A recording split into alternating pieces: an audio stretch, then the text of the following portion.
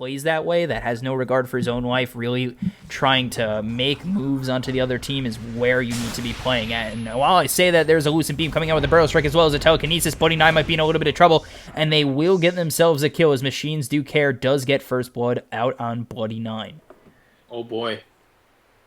What a series of unfortunate events if they're really lagging, because it did look like Silencer was kind of lagging. He was caught out of position by the Rubik, and he was going to die regardless. Yeah. But that was still an unfortunate sequence of events. But yeah, in some ways I do agree. Francis is the player that played the Earth Spirit. Again, he's actually one of the best Earth Spirits in North America. So I'm not too sure if it would be fair to say he's just got no regard for his life. He does play aggressive though. There's no doubt about that. Yeah. And I do think an aggressive Earth Spirit definitely opens up the leeway for a lot of plays. You can see it here. Yeah, FuzzySloth, he almost goes down. One more hit would have done it, and they will get a return kill from Annihilate. And actually, this Rubik might have gone in too far. Annihilate's going to dive deep for this one under tower. He's looking for something, and they do get the kill on Ryu Dota. It's going to be FuzzySloth who gets it. You can't catch them both if they're all happening at the same time, and it's going to be Annihilate who gets himself two, healing up with that Tango and running out of the length, arm's reach of that Sand King. So 2 for 1, not a bad trade. A kill goes the way of FuzzySloth, who I thought might go down in that fight, but he ends up surviving and getting a kill of his own. That was a real close one. If you notice, the Sand King actually skilled Sandstorm to try and dodge that last right click from the Terrorblade. He was actually at 59 mana when he skilled it, so he couldn't get it off in time. Unfortunately, paid the price with his life. He does come back now and take the Invis Rune though. It should have been scouted by the Dire because they both have wards in the exact same location. But he's not worried on the Shadow Fiend. Monib knows that he's got the Earth Spirit behind him. Fight whatever aggression. And if the Sand King goes in, it would probably be his life instead of Shadow Fiend, especially with nobody there mid for the side of MZ Online. So he's actually making his way up top. They could find something again on Bloody9.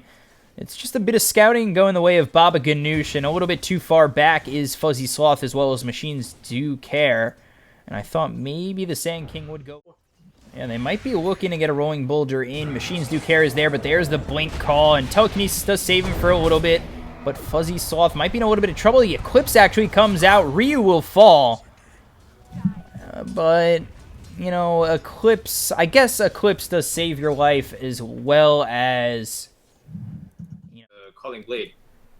As we saw there, you know, he didn't spin once, and Luna was sitting at 500 HP and decided to just turn on both of them. So I think Red need to recognize and gauge their damage meter properly.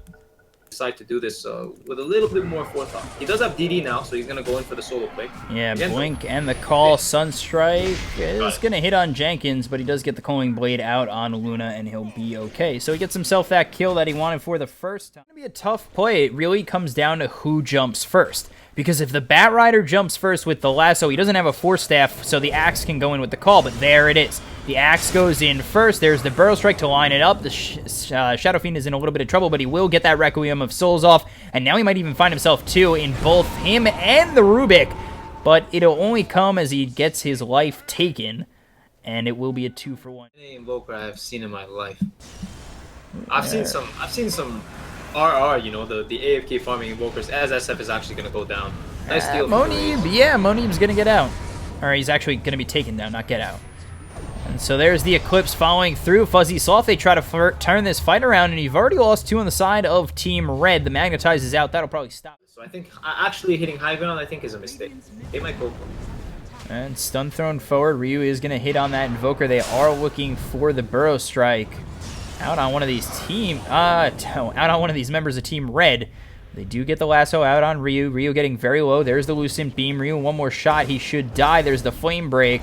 And there's the damage tick. This is actually the problem with, I suppose these... Blink call down low, gonna whiff on to this Bat Rider, and I don't even know if the Bat Rider knew the Axe was there. They blinked at the same time. Maybe he doesn't catch vision of him, but he stays in lane, and there's the Blink call, and Monib gets a kill. That was a bit odd, to say the least, because they both... You know, you had to double check your math there, didn't you? Caught you, dude. I'm just kidding. There's the Blink with the call. What is going on with this Blade Mail? Coming out of Jenkins so much. Smoke. if they smoked and just ran straight towards the enemy, that's a complexity smoke right there. That's a really good smoke. But now they're going to run into a shrine. Yeah, and the shrine's active. I don't know if you got to wait until it's off, but there's the lasso that comes on in, and there's the call that'll stop the Sand King. He'll fall first, and now it looks as though the Batrider might be in a little bit of trouble. A big tornado comes in with the Sunstrike, going to hit on Monib. He's going to get his Aegis pops. Here comes the Eclipse falling through from FuzzySloth, so they do take out one in the Terrorblade, but now the Shadow Fiend is here trying to get the Requiem of Souls off. He's going to stop it for just a moment, and now they'll get the call out on a couple. They'll bring down two more. Jenkins and Monib combined for a kill on both machines, though, Kara and Henry. So 3-for-1 trade. They'll lose their Terrorblade to take out an Invoker, Sand King, and Rubik. And an alright play overall from the side of Team Red. It looked as though that might go all wrong for them. That was a really close one for sure. Not my territory, boys.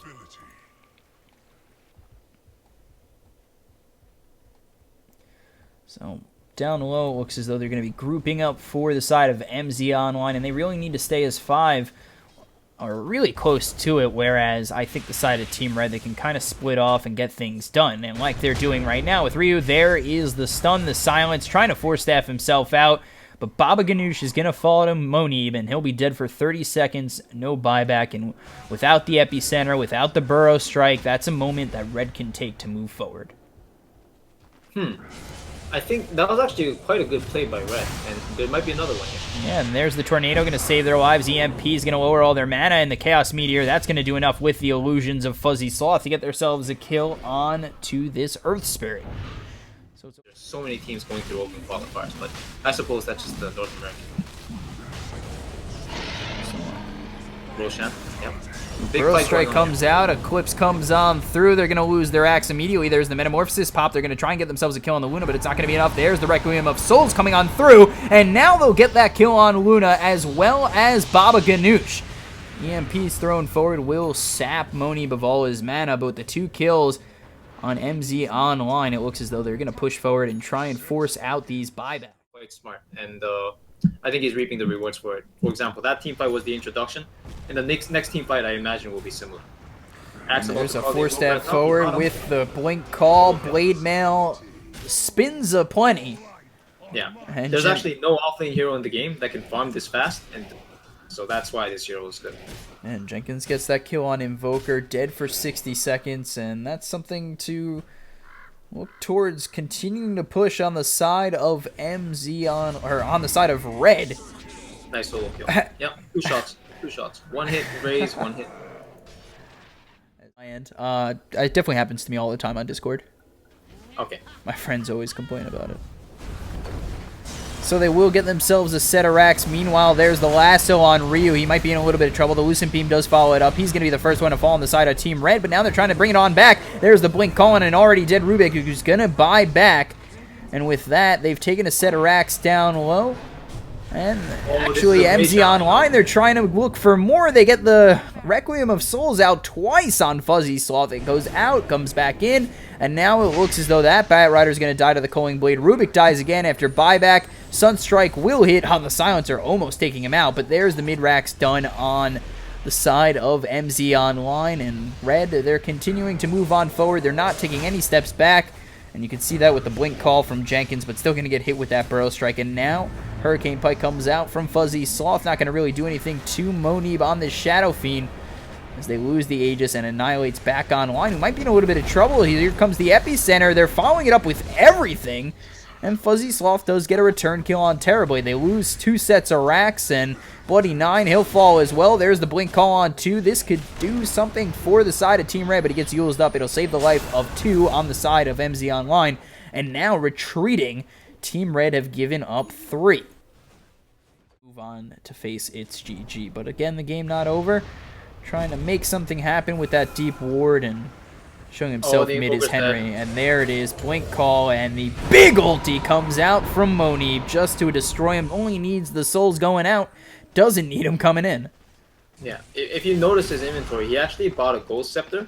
This is like the anti-mage counter to Axe. Oh, hold that thought. A big lasso comes through, and he's going to pull him past the Sunstrike. They will take out this Shadow Fiend, but they threw everything at him. So maybe kind of blowing your load a little bit too much. The axe going in, the Lucent Beam hits on Bloody 9. He's going to get hit by that Burrow Strike. He'll be taken out as well, and trying to TP out is Jenkins, and he will. So they get the Shadow Fiend, they get the Silencer, but they blow everything for it. Yeah. Ladies and gentlemen, this is why you don't sell your items to buy Refresher and try to cool. This is unnecessary. If he just decided to buy a Lincoln's or something as his last item without selling half his inventory, going back to what I was saying just before this potential Roshan breakout, this Gold Scepter doesn't really counter the axe because you can't react. There's a blink with the lasso into the EMP. Sunstrike right on the money, and one more shot will do it. And you think to yourself, you've had such a lead. Now 3 heroes are dead. Luna, one of the best pushers in the... Quite the spectacle. Batrider is going in now. He has good vision. They've actually got really good ward placed in. Can he find the right target? He's going to go in, lasso the Silencer. You want to get rid of that Global Silence with the Eclipse raining down onto the side of Team Red. They've lost the Silencer, but they've already lost the Luna as well as the Rubik. They're trying to get more in the Batrider. There's the Culling Blade to get 3. And none of those heroes have buyback. The buyback already used by the Silencer. And Invoker going to do what he can to really save his team. There's the Epicenter coming in from Baba Ganoush, but he's not that high a level and doesn't have that much farm to really be doing too much. And there's the Blink call out on 2. Culling Blade comes through on Baba Ganoush, and with that, they'll call GG on the side of MZ Online, and Team Red will be moving on to the finals versus It's GG. Man, half these guys are Canadian for sure. They're apologizing to each other for lag. I would never apologize for lagging. I hope the lag doesn't hurt Team Red coming into this final. Oh, well, let's certainly hope not, because they're going to need all the best condition in picks, execution, and all these things to go up against this NA stack coming up with QO. So we'll talk about it when we get there, I suppose. Yeah, so I'm your caster, B-Cop, joined here by Clairvoyance. We're going to be back in a moment with Team Red versus It's GG whenever that starts. For now, enjoy some music, and we'll be in chat just talking about, and we'll be ready for the next game soon.